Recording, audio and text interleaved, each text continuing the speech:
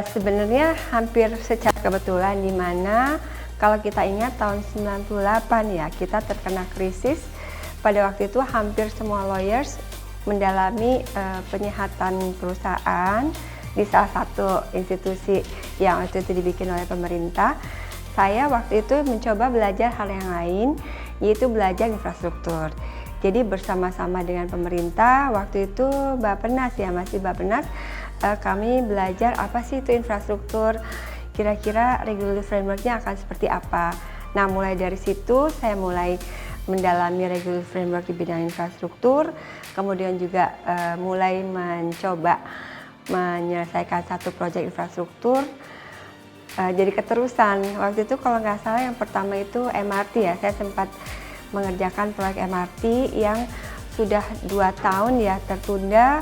Lalu saya mencoba membuatkan perjanjian on lending dan on granting, di mana waktu itu pendanaan dari JICA kepada pemerintah kepada DKI, ada penerusan hibah dan penerusan pinjaman yang kemudian sampai sekarang alhamdulillah MRT sudah berjalan dengan baik.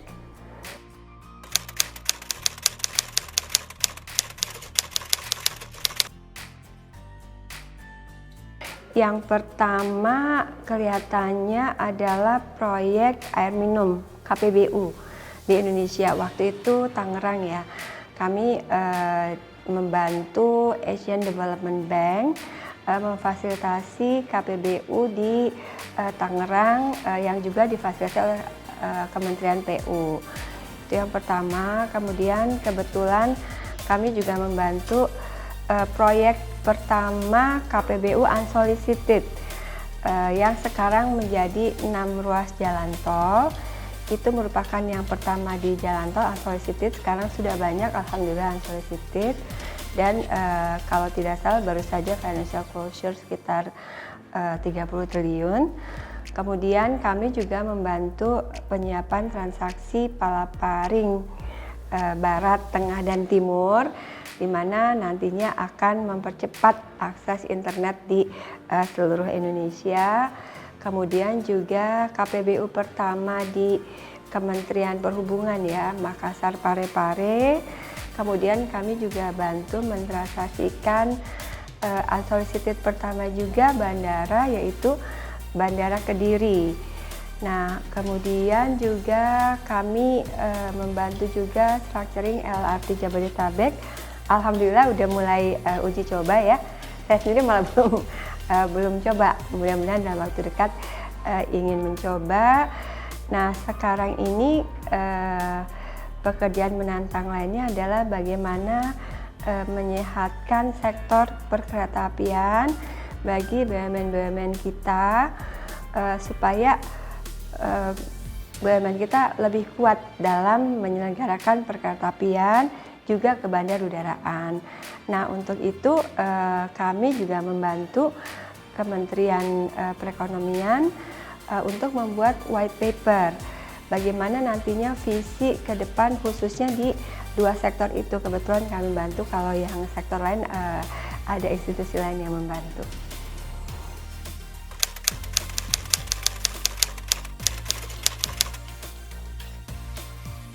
Tantangannya itu adalah bagaimana kita bisa memberikan services yang secara konsisten itu baik dan terbaik di antara perkembangan yang begitu pesat, termasuk pengembangan teknologi. Nah, jadi memang untuk melakukan bisnis walaupun legal tetap harus dinamis. Jadi kami sebagai managing partner sebuah law firm yang sudah integrated di dalam one of the big four, pastinya tantangannya adalah bagaimana bisa mengimbangi kecepatan, mengimbangi juga mekanisme, mengimbangi juga visi misi dari organisasi internasional yang biasanya melihat segala sesuatunya kan lebih komprehensif. Nah, itu harus bisa terus mengikuti dan terus dynamic, terutama dari sisi teknologi ya, harus bisa catch up dengan perkembangan teknologi.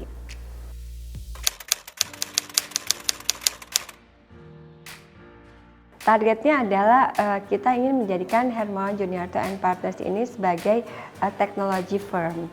Jadi kita mulai bekerja sama dengan AI firm yang mana kita ingin menjadi leading firm untuk mengakses artificial intelligence. Karena kami menyadari bahwa disruption itu terjadi di berbagai bidang, dan bukan tidak mungkin bidang hukum, lawyers juga terdisrupsi dengan perkembangan teknologi, contohnya AI.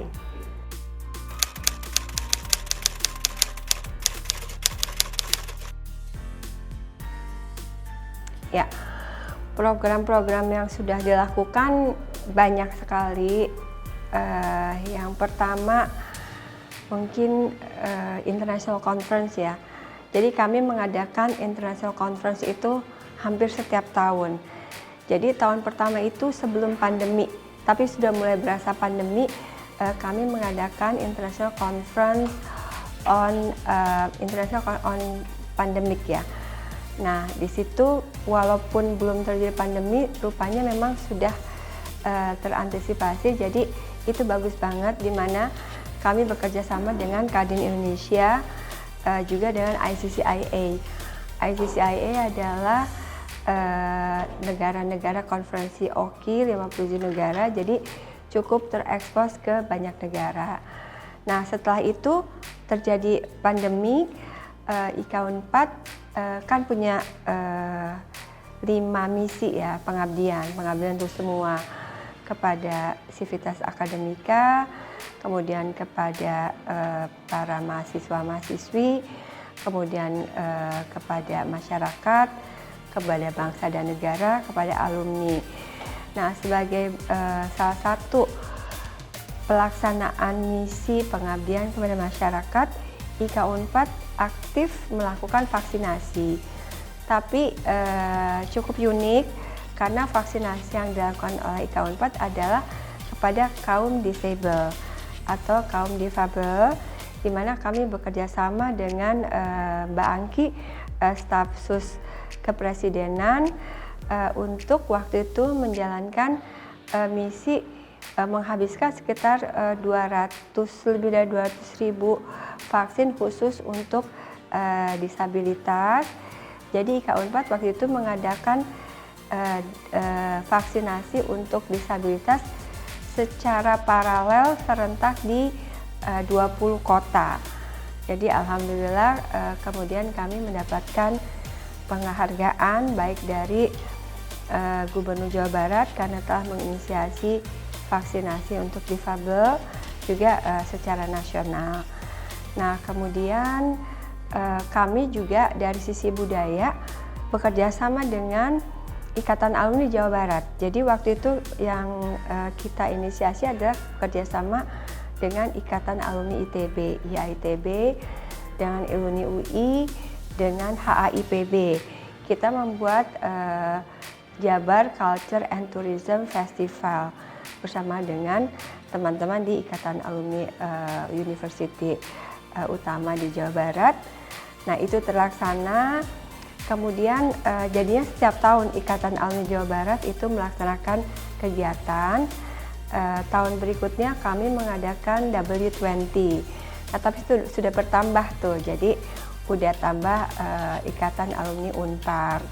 Nah, tahun ini alhamdulillah bertambah lagi, jadi sekarang kita ada 7 Ikatan Alumni dengan tambahan tadi Unpar, kemudian UPI yang diketuai oleh Pak Enggar Diastoli kita, kemudian juga ITENAS. Nah, jadi baru-baru saja 7 Ikatan Alumni Jawa Barat menginisiasi ASEAN Alumni Meeting di Gedung Merdeka Bandung, di mana hasil dari ASEAN Alumni Meeting tersebut adalah Deklarasi Bandung mendeklarasikan ASEAN Alumni Association, yang mana baru saja dideklarasikan, besoknya diundang untuk menghadiri ASEAN Higher Education Conference, merupakan rangkaian dari side event ASEAN yang diprakarsai oleh Forum Rektor. Jadi ASEAN Alumni Association, kebetulan saya ditunjuk oleh teman-teman sebagai spokesperson untuk menjalankan untuk menyelesaikan proses penyempurnaan organisasi dari ASEAN Alumni Association. Itu satu lagi mungkin yang cukup membanggakan dari K4 adalah penggalangan UMKM di kalangan alumni Unpad. Nah, jadi setiap event yang diadakan oleh K4 itu selalu menyertakan teman-teman dari UMKM. Nah, jadi setiap tahun selalu diadakan silaturahmi akbar. Itu merupakan layanan di K4 terhadap teman-teman alumni. Tahun ini ada sekitar 4.000 alumni hadir, kemudian sekitar 200 ya kalau tidak salah UMKM yang merupakan bagian dari UMKM yang dibina oleh Unpad itu berjualan cukup meriah, alhamdulillah. Jadi IK4 sangat bangga memiliki binaan UMKM yang mana selalu diberikan untuk berjualan, kemudian diberikan untuk pelatihan dan sebagainya.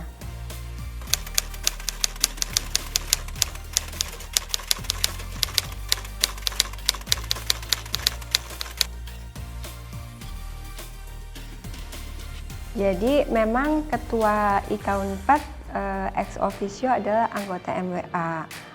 Kalau terkait pengumpulan dana abadi, pasti MWA dan Bu Rektor juga IK4 aja.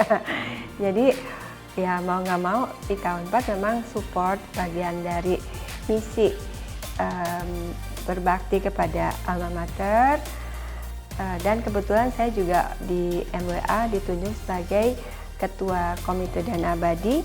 Jadi memang kami secara aktif turut membantu pengumpulan dana abadi. Ada berbagai macam cara untuk pengumpulan. Memang salah satunya yang baru di launching adalah idaman, yang mana idaman ini merupakan dana abadi berbasis investasi dengan target 300 miliar. Mudah-mudahan bisa tercapai dengan komitmen awal sudah ada sekitar